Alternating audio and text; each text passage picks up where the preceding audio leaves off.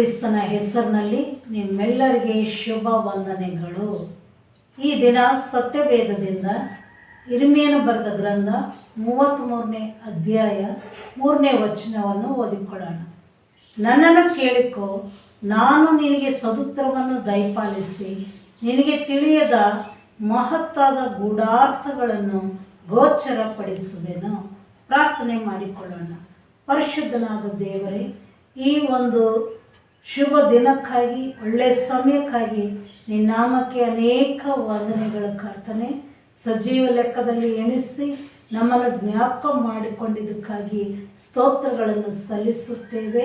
ಈ ದಿನ ವಾಕ್ಯದ ಮೂಲಕ ನಮ್ಮ ಜೊತೆ ಮಾತಾಡಬೇಕೆಂದು ಪವಿತ್ರಾತ್ಮನೇ ನೀವೇ ನಮ್ಮನ್ನು ಸರ್ವ ಸತ್ಯದ ಒಳಗೆ ನಡೆಸಬೇಕೆಂದು ಅಪ್ಪ, ಈ ದಿನ ವಾಕ್ಯ ಕೇಳಿಸಿಕೊಳ್ಳುವ ಪ್ರತಿಯೊಬ್ಬರನ್ನು ನೀನು ಮುಟ್ಟು ರಾಜ್ಯ ಸ್ವಸ್ಥತಗೊಳಿಸು, ಆರೋಗ್ಯದಿಂದ ತುಂಬು, ಆಶೀರ್ವದಿಸು. ಅವರ ಪ್ರತಿ ಅವಸರತೆಯನ್ನು ನಿನ್ನ ಮಹಿಮಾ ಐಶ್ವರ್ಯದಲ್ಲಿ ತೀರಿಸಬೇಕೆಂದು ವಾಕ್ಯದ ಮೂಲಕ ಮಾತಾಡಬೇಕೆಂದು ವಾಕ್ಯವಾದ ಯೇಸುವಿನ ಪರಿಶುದ್ಧ ನಾಮದಲ್ಲಿ ಕೇಳಿ ನಂಬಿ ಹೊಂದಿದ್ದೇವೆ ಕರ್ತನೆ. ಆಮೇನ್. ಎಲ್ಲರಿಗೆ ಮರಣಾಂತ ಈ ರೀತಿ ಸಂಧಿಸುವುದು ನಿಮ್ಮನ್ನು ತುಂಬ ಆನಂದಕರವಾಗಿದೆ. ಮುಖ್ಯವಾಗಿ ನಾವು ಬೈಬಲ್ ಪ್ರಾರ್ಥನೆಗಳ ಕುರಿತು ಧ್ಯಾನಿಸ್ತಾ ಇದ್ದೀವಿ. ನಿಮ್ಮೆಲ್ಲರನ್ನು ಮತ್ತೊಂದು ಸರಿ ಬೈಬಲ್ ಪ್ರಾರ್ಥನೆಗಳಿಗೆ ಸ್ವಾಗತಿಸುತ್ತೇನೆ. ಇರ್ಮೀಯನ ಗ್ರಂಥ ಪ್ರಲಾಪಗಳನ್ನು ಇರ್ಮೀಯನೇ ಬರೆದಿದ್ದಾನೆ. ಇದು 25ನೇ ಪುಸ್ತಕ. ಹಳೆ ಒಡಂಬಡಿಕೆಯಲ್ಲಿ 5 ಅಧ್ಯಾಯಗಳಿವೆ, 22 ವಚನಗಳಿವೆ. 3ನೇ ಒಂದು ಅಧ್ಯಾಯದಲ್ಲಿ 66 ವಚನಗಳಿವೆ. ಇದು ಒಂದು ಚಿಕ್ಕ ಬೈಬಲ್ ರೀತಿಯಲ್ಲಿ. ನಾವು ಬೈಬಲ್ನಲ್ಲಿ 39 ಹಳೆ ಒಡಂಬಡಿಕೆ, 27 ಹೊಸ ಒಡಂಬಡಿಕೆ, ಎಲ್ಲ ಕೂಡಿ 66 ಪುಸ್ತಕಗಳಿವೆ. ನಾವು ಯೆಶಾಯ ಗ್ರಂಥದಲ್ಲಿ 66 ಅಧ್ಯಾಯಗಳನ್ನು ನೋಡಿಕೊಂಡಿದ್ದೀವಿ. ಪ್ರಲಾಪಗಳಲ್ಲಿ 3ನೇ ಅಧ್ಯಾಯದಲ್ಲಿ 66 ವಚನಗಳನ್ನು ಕೂಡ ನಾವು ನೋಡಿಕೊಳ್ಳುತ್ತಾ ಇದ್ದೀವಿ. ಈ 5 ಅಧ್ಯಾಯಗಳಲ್ಲಿ 154 ವಚನಗಳಿವೆ. ಈ ಒಂದು ಗ್ರಂಥವು ನಾವು ನೋಡಿಕೊಳ್ಳುವುದಾದರೆ ಇರ್ಮೀಯನು ದೊಡ್ಡ ಪ್ರವಾದಿ, ಪ್ರಲಾಪಿಸುವ, ಎಚ್ಚರಿಸುವ ಪ್ರವಾದಿಯಾಗಿದ್ದಾನೆ.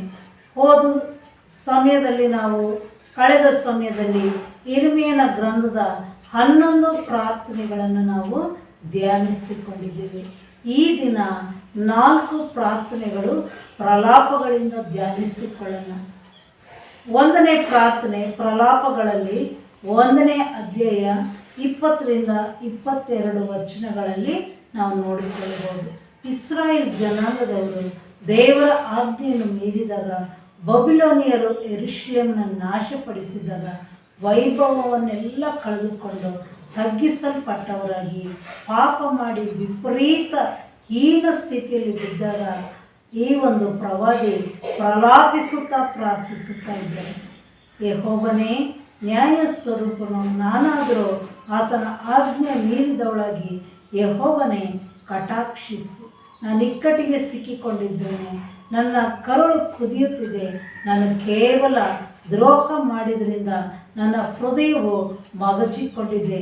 ಮನೆಯವರಿಗೆ ಸಂಹಾರ, ಒಳಗೆ ಪ್ರಾಣ ಸಂಕಟ. ಯಾರೂ ನನ್ನನ್ನು ಸಂತೈಸರು. ನನ್ನ ನರಳಾಟದ ಸುದ್ದಿಯು ನನ್ನ ವೈರಿಗಳ ಕಿವಿಗೆ ಬಿದ್ದಿದೆ. ನನ್ನ ಶತ್ರುಗಳೆಲ್ಲ ನನಗಾದ ಕೇಡಿನ ಸಮಾಚಾರವನ್ನು ಕೇಳಿ ಅದನ್ನು ಮಾಡಿದವನು ನೀನೇ ಎಂದು ಉಲ್ಲಾಸ ಪಡುತ್ತಾರೆ. ನೀನು ಮುಂದೆ ತಿಳಿಸಿದ ದಿನವನ್ನು ಬರಮಾಡಿದಾಗ ನನಗಾದ ಗತಿಯು ಅವರಿಗೆ ಆಗಲಿ. ಅವರು ಮಾಡಿದ ಕೆಡುಕೆಲ್ಲ ನಿನ್ನ ಚಿತ್ತಕ್ಕೆ ಮುಟ್ಟಲಿ. ನೀನು ನನ್ನನ್ನು ಎಲ್ಲ ದ್ರೋಹಗಳಿಂದ ಪ್ರತಿಯಾಗಿಸಿ ನನಗೆ ಮಾಡಿದಂತೆ ಅವರಿಗೆ ಮಾಡು. ನನ್ನ ನರಳಾಟ ಬಹಳವಾಗಿದೆ, ನನ್ನ ಎದೆಯು ಕುಂದಿದೆ ಎಂದು ಪ್ರಾರ್ಥಿಸಿದನು. ಈ ಪ್ರಾರ್ಥನೆಯಲ್ಲಿ ನಾವು ನೋಡ್ತಾ ಇದ್ದೇವೆ, ಯಾರೂ ನನ್ನನ್ನು ಸಂತೈಸರು. ಶತ್ರುಗಳ ಕೈಯಲ್ಲಿ ಬಿದ್ದಾಗ ಲೋಕದವರು ಬಿಟ್ಟುಬಿಟ್ರು, ಸ್ವಂತದವರು ಬಿಟ್ಟುಬಿಟ್ರು. ಹಾಗಾಗಿ ದೇವರ ಹತ್ರ ಬಂದು ಪ್ರಲಾಪಿಸ್ತಾ ಇದ್ದಾನೆ, ನನಗೆ ಯಾರೂ ಇಲ್ಲಪ್ಪ, ನೀನೇ ನನಗೆ ಸಂತೈಸಬೇಕಂತ. ಈ ದಿನ ಮಾನವ ಕುಲದಲ್ಲಿ ಪ್ರತಿಯೊಬ್ಬರು ಕೂಡ ಹುಡುಕಾಡುವುದು ಒಂದು ಸಮಾಧಾನಕ್ಕಾಗಿ, ನೆಮ್ಮದಿಗಾಗಿ, ಆದರಣಕ್ಕಾಗಿ. ಹಾಗಾಗಿ ಭಕ್ತನು ಬರೀತಾ ಇದ್ದಾನೆ ಏನಂತಂದರೆ, ಜಗವೆಲ್ಲ ಹುಡುಕಿದ್ದೆ, ಜನರನ್ನೆಲ್ಲ ಕೇಳಿದ್ದೆ, ಕೊನೆಯಲ್ಲಿ ಯೇಸುವಿನಲ್ಲಿ ನಾನು ಕಂಡುಕೊಂಡಿದ್ದೇನಂತ. ಹಾಗಾಗಿ ಯೇಸು ಸ್ವಾಮಿಗೆ ಒಂದು ಹೆಸರು ಸಮಾಧಾನದ ಪ್ರಭು ಅಂತ. ಆತನ ಬಳಿಗೆ ಬನ್ನಿರಿ, ಆತನು ನಿಮ್ಮನ್ನು ಸಂತೈಸ್ತಾನೆ, ಸಮಾಧಾನ ಕೊಡುತ್ತಾನೆ. ಆದರಣೆ ಇಲ್ಲದವರಿಗೆ, ದಿಕ್ಕಿಲ್ಲದವರಿಗೆ ಆತನೇ ದಿಕ್ಕು, ಆದರಣ ಕರ್ತನಾಗಿದ್ದಾನೆ. ಎರಡನೇ ಪ್ರಾರ್ಥನೆಯನ್ನು ನಾವು ನೋಡ್ಕೊಳ್ಳೋದಾದರೆ ಪ್ರಲಾಪಗಳು 2:20-22. ಯೆರೂಸಲೇಮ್ ಪ್ರಜೆಗಳಿಗೆ ಪಾಠ ಕಲಿಸುವುದಕ್ಕೆ ಶತ್ರುಗಳ ಕೈಗೆ ಒಪ್ಪಿಸಿದಾಗ ಪ್ರವಾದಿ ಪ್ರಲಾಪಿಸುತ್ತಾ ಪ್ರಾರ್ಥಿಸುತ್ತಿದ್ದಾನೆ. ಸಮಸ್ತ ಲೋಕ ಸಂತೋಷಣೆ ಎನಿಸಿಕೊಳ್ಳುವ ಪುರಿಯ ನಾಶನವಾಯಿತು, ಮಕ್ಕಳು ಹಸಿವೆಯಿಂದ ಮೂರ್ಛೆ ಹೋಗಿದ್ದಾರೆ. ಪ್ರವಾದಿ ಕ್ರಮ ಹೇಳಿ ಕೊಡ್ತಿದ್ದಾರೆ. ಮಕ್ಕಳ ಪ್ರಾಣವನ್ನು ಉಳಿಸಬೇಕೆಂದು ನಾವು ಕೈ ಎತ್ತಿ ಪ್ರಾರ್ಥಿಸಬೇಕೆಂದು. ಯೆಹೋವನೇ ಕಟಾಕ್ಷಿಸು. ಹೆಂಗಸರ ಗರ್ಭಫಲವನ್ನು ತಾವು ನಲಿದಾಡಿಸುವ ಮಕ್ಕಳನ್ನು ತೆಗೆದುಕೊಳ್ಳಲು ಯಾಜಕರು ಪ್ರವಾದಿಗಳು ಹತರಾದರು. ಯುವಕರು ಬೀದಿ ನೆಲದ ಮೇಲೆ ಬಿದ್ದಿರುತ್ತಾರೆ. ತರುಣ ತರುಣಿಯರು ಖಡ್ಗ ಹತರಾಗಿದ್ದರೆ ನೀನು ಅವರನ್ನು ಕನಿಕರಿಸದೆ ಹತಿಸಿದೆ, ಶತ್ರು ಸಂಹರಿಸಿದ್ದಾನೆ. ಯೆಹೋವನೇ ಕಟಾಕ್ಷಿಸು ಎಂದು ಪ್ರಾರ್ಥಿಸಿದನು. ನಾವು ಕೂಡ ಸಂಕಟದಲ್ಲಿದ್ದಾಗ, ವೇದನೆಯಲ್ಲಿದ್ದಾಗ ದೇವರೇ ಕಟಾಕ್ಷಿಸು. ಮುಖ್ಯವಾಗಿ ಮಕ್ಕಳಿಗಾಗಿ ನಾವು ಯಾವ ರೀತಿ ಪ್ರಾರ್ಥನೆ ಮಾಡಬೇಕೆಂದು ಕ್ರಮವನ್ನು ಹೇಳಿಕೊಡ್ತಾ ಇದ್ದಾನೆ. ಪರಲೋಕದ ಕಡೆಗೆ, ಆಲಯದ ಕಡೆಗೆ ನಾವು ಎರಡೂ ಕೈಗಳನ್ನೆತ್ತಿ ಮಕ್ಕಳ ಪ್ರಾಣಕ್ಕಾಗಿ ನಾವು ಪ್ರಾರ್ಥಿಸಬೇಕೆಂದು. ಮೂರನೇ ಪ್ರಾರ್ಥನೆ ನಾವು ನೋಡುವುದಾದರೆ ಪ್ರಲಾಪಗಳು 3:55-56. ದೇವರ ಕೃಪಾ ವಾತ್ಸಲ್ಯತೆ ಕುರಿತು ಈ ಒಂದು ಅಧ್ಯಾಯದಲ್ಲಿ ಕೆಲವು ಪ್ರಮುಖವಾದ ವಚನಗಳನ್ನು ನಾವು ನೋಡಿಕೊಳ್ಳಬಹುದು. 3:22 ಹೇಳ್ತಾ ಇದ್ದಾನೆ, ನಾವು ಉಳಿದಿರುವುದು ದೇವರ ಕರುಣೆಯೇ, ಆತನ ಕೃಪಾವರಗಳು ನಿಂತು ಹೋಗು, ದಿನ ದಿನವೂ ಹೊಸದಾಗಿ ಒದಗುತ್ತವೆ, ನಿನ್ನ ಸತ್ಯಸಂಧತೆಯು ದೊಡ್ಡದು. ಪ್ರತಿಯೊಬ್ಬ ಭಕ್ತನು ಕೂಡ ಈ ಒಂದು ವಚನಗಳನ್ನೆತ್ತಿ ಬೆಳಗ್ಗಿನ ಜಾವದಲ್ಲಿ ಪ್ರಾರ್ಥಿಸುತ್ತಾರೆ.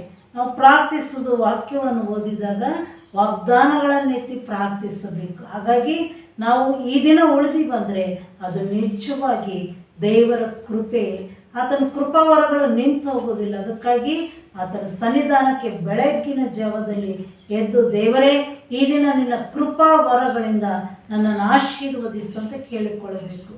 3:25-27 ನೋಡಿಕೊಳ್ಳೋದಾದರೆ, ತನ್ನನ್ನು ನಿರೀಕ್ಷಿಸುವವರಿಗೆ, ಹುಡುಕುವವರಿಗೆ ಆತನು ಮಹೋಪಕಾರಿಯಾಗಿದ್ದಾನೆ. ರಕ್ಷಣಾ ಕಾರ್ಯವನ್ನು ಎದುರು ನೋಡುತ್ತಾ ಶಾಂತವಾಗಿ ಕಾದುಕೊಂಡಿರುವುದು ಒಳ್ಳೆಯದು. ಯೌವನದಲ್ಲಿ ನೊಗ ಹೊರುವುದು ಮನುಷ್ಯನಿಗೆ ಲೇಸು ಅಂತಂದು ಈ ಕೆಲವೊಂದು ಪ್ರಮುಖವಾದ ವಚನಗಳಿವೆ. ಈಗ ನಾವು ಪ್ರಾರ್ಥನೆಯನ್ನು ನೋಡಿಕೊಳ್ಳೋಣ. ಯೆಹೋವನೇ, ಅಗಾಧವಾದ ನೆಲಮಳಿಗೆಯಲ್ಲಿ ನಿನ್ನ ಹೆಸರೆತ್ತಿ ಪ್ರಾರ್ಥಿಸುವೆನು. ನನ್ನ ನಿಟ್ಟುಸಿರಿಗೂ ಮೊರೆಗೂ ಕಿವಿಯನ್ನು ಮರೆ ಮಾಡಿಕೊಳ್ಳಬೇಡ. ಯೆಹೋವನೇ, ನನಗಾದ ಅನ್ಯಾಯವನ್ನು ನೋಡಿದ್ದೆ, ನನಗೆ ನ್ಯಾಯ ತೀರಿಸು.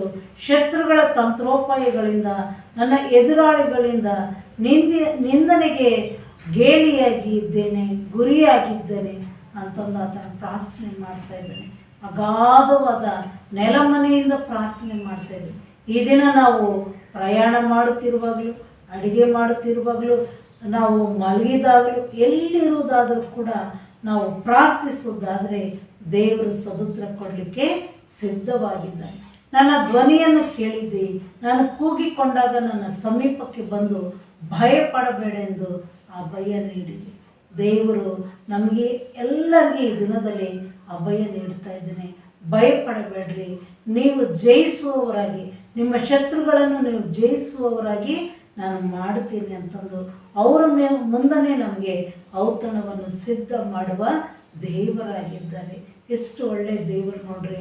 ಶತ್ರುಗಳಿಂದ ನಮ್ಮನ್ನು ಬಿಡಿಸಿ ನಮಗೆ ಈ ದಿನ ಜಯವನ್ನು ಕೊಡುವ ದೇವರಾಗಿದ್ದಾರೆ.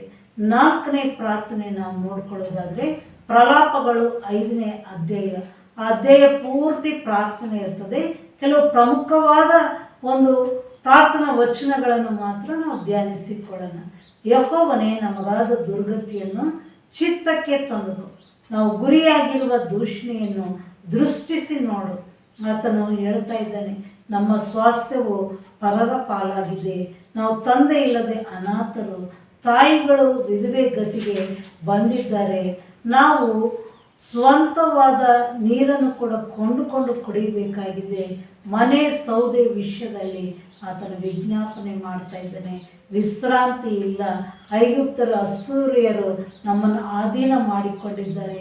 ಇದೆಲ್ಲ ಆಗಿದ್ದ ಕಾರಣ ನಮ್ಮ ಪಿತೃಗಳ ಪಾಪ ದೋಷದ ಫಲವು ನಾವು ಅನುಭವಿಸಬೇಕಾಗಿದೆ. ಆತನು ಒಪ್ಪಿಕೊಳ್ತಾ ಇದ್ದಾನೆ, ಅಯ್ಯೋ ನಮ್ಮ ಗತಿ ಏನು ಹೇಳೋಣ, ನಾವು ಪಾಪ ಮಾಡಿದ್ದೇವೆ, ನೀನು ನಮ್ಮನ್ನು ಸಂಪೂರ್ಣವಾಗಿ ಮರೆತಿರುವುದೇಕೆ ಅಂತ ದೇವರನ್ನು ಪ್ರಶ್ನೆ ಮಾಡ್ತಾ ಇದ್ದೇನೆ. ಏಕೆ ನಮ್ಮನ್ನು ಇಷ್ಟು ಕಾಲ ಬಿಟ್ಟಿದೆ? ನೀನು ನಮ್ಮ ಮೇಲೆ ಸಿಟ್ಟುಗೊಂಡಿದ್ದೆ, ನಮ್ಮನ್ನು ಸಂಪೂರ್ಣವಾಗಿ ತ್ಯಜಿಸಿ ಬಿಟ್ಟು ಏನೋ. ನಮ್ಮನ್ನು ನಿನ್ನ ಕಡೆಗೆ ತಿರುಗಿಸು. ನೀನು ತಿರುಗಿಸಿದರೆ ನಾವು ತಿರುಗುವೆವು. ಪೂರ್ವ ಕಾಲದ ಸುಸ್ಥಿತಿಯನ್ನು ನಮಗೆ ಮತ್ತೆ ದಯಪಾಲಿಸು. ನಾವು ಕೂಡ ಕಷ್ಟದಲ್ಲಿ, ಶೋಧನೆಯಲ್ಲಿ, ವೇದನೆಯಲ್ಲಿ ಇದ್ದಾಗ, ಶತ್ರುಗಳ ಕೈಗೆ ಸಿಕ್ಕಿದಾಗ ಈ ರೀತಿ ಪ್ರಾರ್ಥನೆ ಮಾಡಬಹುದಂತ ಭಕ್ತನು ಹೇಳ್ತಾ ಇದ್ದಾನೆ. ದೇವರೇ, ನಮ್ಮ ಕಡೆಗೆ ನೀನು ತಿರುಗು ಅಂತ ಬೇಡಿಕೊಳ್ತಾ ಇದ್ದಾನೆ.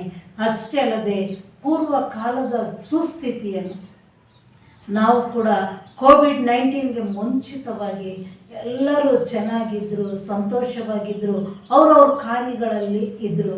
ಆದರೆ ಕೋವಿಡ್-19 ಬಂದ ಮೇಲೆ ಅನೇಕರು ಮರಣ ಹೊಂದಿದ ಕಾರಣ ತಂದೆಯನ್ನು, ತಾಯಿಯನ್ನು, ಮಕ್ಕಳನ್ನು, ಉದ್ಯೋಗಗಳನ್ನು, ಬಿಸ್ನೆಸ್ಗಳನ್ನು ಪ್ರತಿಯೊಂದನ್ನು ಕಳ್ಕೊಂಡವರಾಗಿದ್ದಾರೆ. ಹಾಗಾಗಿ ನಾವು ಕೂಡ ಈ ವೇದನೆಯಲ್ಲಿ, ಈ ಕಷ್ಟದಲ್ಲಿ, ಮನೋವ್ಯತೆಯಲ್ಲಿ ನಾವು ಕೂಡ ಈ ರೀತಿ ಪ್ರಾರ್ಥನೆ ಮಾಡ್ಬೋದು. ದೇವರೇ, ಪೂರ್ವ ಕಾಲದ ಸುಸ್ಥಿತಿಯನ್ನು ನಮಗೆ ದಯಪಾಲಿಸು ಅಂತಂದು ಯೋಬನ ಒಂದು ದುಸ್ಥಿತಿಯನ್ನು ಹೋಗಲಾಡಿಸಿ ಇತರಗಾಗಿ ಪ್ರಾರ್ಥನೆ ಮಾಡಿದಾಗ ಸುಸ್ಥಿತಿಯನ್ನು 2 ಪಟ್ಟು ಆಶೀರ್ವಾದವನ್ನು ಕೊಟ್ಟ ದೇವರು ಈ ದಿನ ಕೂಡ ನಮ್ಮ ಪ್ರಾರ್ಥನೆಯನ್ನು ಆಲಿಸಿ ಒಳ್ಳೆಯ ದಿನಗಳನ್ನು ಕೊಡಲಿಕ್ಕೆ ಇದ್ದಾರೆ. ಖಂಡಿತವಾಗಿ ನಮ್ಮ ಪ್ರಾರ್ಥನೆಯನ್ನು ಕೇಳಿಸಿಕೊಳ್ಳುವವರಾಗಿದ್ದಾರೆ. ಇರ್ಮೀಯನ ಪ್ರಾರ್ಥನೆಗಳಲ್ಲಿ ನಾವು ನೋಡಿಕೊಳ್ಳುವುದಾದರೆ ಅನೇಕ ಪ್ರಶ್ನೆಗಳು ಕೂಡ ಪ್ರಾರ್ಥನೆಯನ್ನು ಆತನು ಮಾಡುತ್ತಿದ್ದಾನೆ. 15 ಪ್ರಾರ್ಥನೆಗಳನ್ನು ನಾವು ಕಲಿತುಕೊಂಡಿದ್ದೀವಿ. ಇರ್ಮೀಯ ಗ್ರಂಥದಲ್ಲಿ 11 ಪ್ರಾರ್ಥನೆಗಳು, ಪ್ರಲಾಪಗಳಲ್ಲಿ 4 ಪ್ರಾರ್ಥನೆಗಳು. ಹಾಗಾಗಿ ಪ್ರತಿಯೊಬ್ಬರು ಈ ಪ್ರಾರ್ಥನೆಗಳನ್ನು ಓದಿರಿ, ಧ್ಯಾನಿಸಿರಿ, ಪ್ರಾರ್ಥಿಸಿರಿ, ಬಲ ಹೊಂದಿರಿ. ದೇವರು ನಿಮ್ಮೆಲ್ಲರನ್ನು ಆಶೀರ್ವದಿಸಲಿ. ಆಮೆನ್.